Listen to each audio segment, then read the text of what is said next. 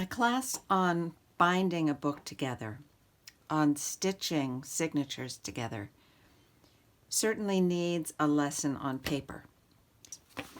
A signature is made up of pieces of paper that are the exact same size, that are folded in half and nested together, like that. Now, what kind of paper are you going to use for your book? The options are pretty unlimited. You can use old music. You can cut this up, fold it, and make a fabulous book there that you maybe want to collage or sketch on or whatever you want to do with it.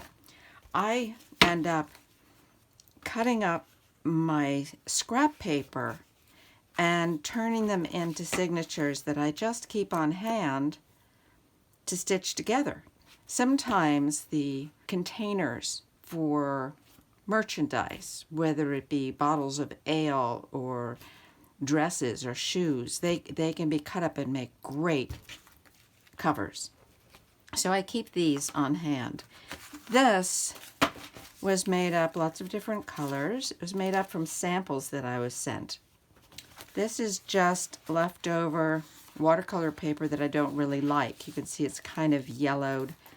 So that's ready to be made into a book.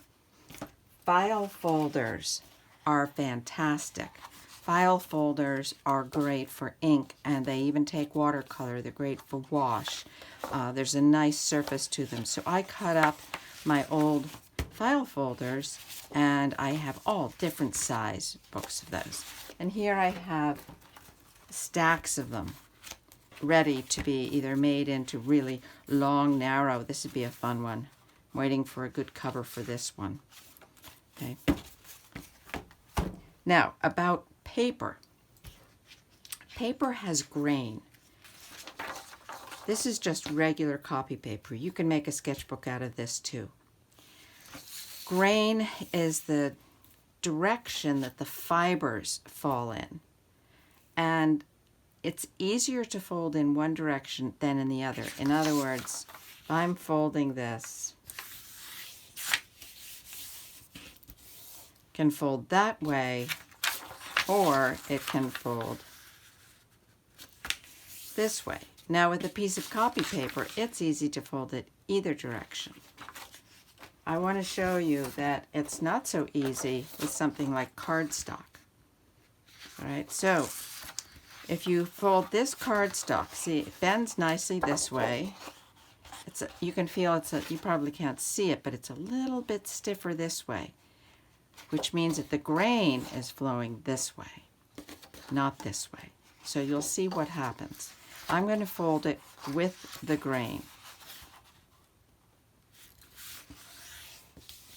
And here is where I use my bone folder. Get a nice fold.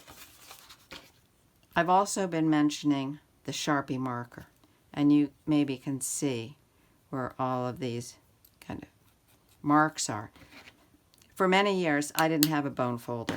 I used a Sharpie marker, and I just folded it like that.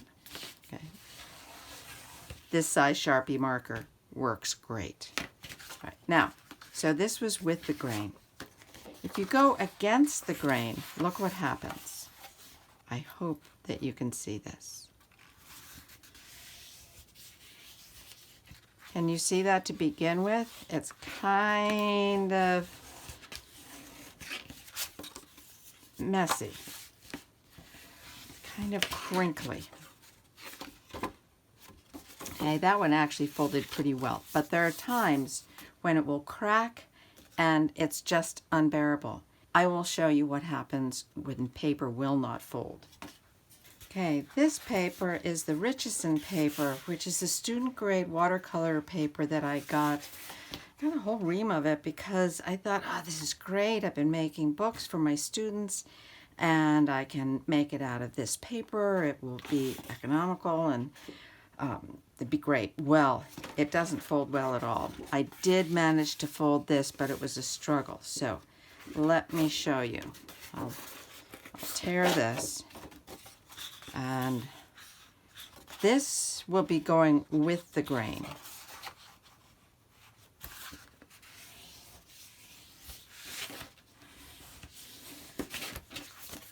It's not too bad with the grain. This goes against the grain.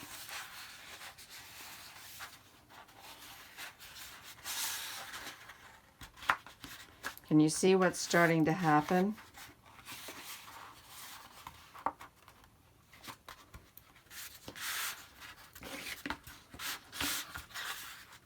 It just does not want to fold. Okay, you can force it, but it really, really wreaks havoc with the paper. So you can see the difference in folding with the grain and against the grain. Okay.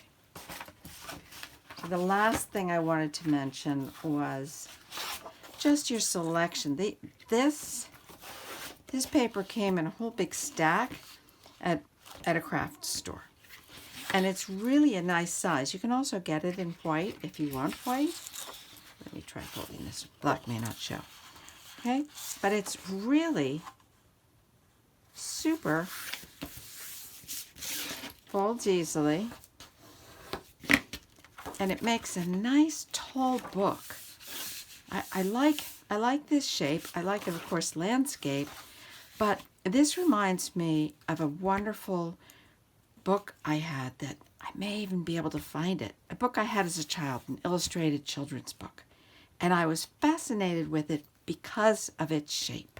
I had an idea I could find it. Here is my tall book of fairy tales. It's not in the best of shape, but it's a book I loved and cherished, especially because it was such an interesting shape.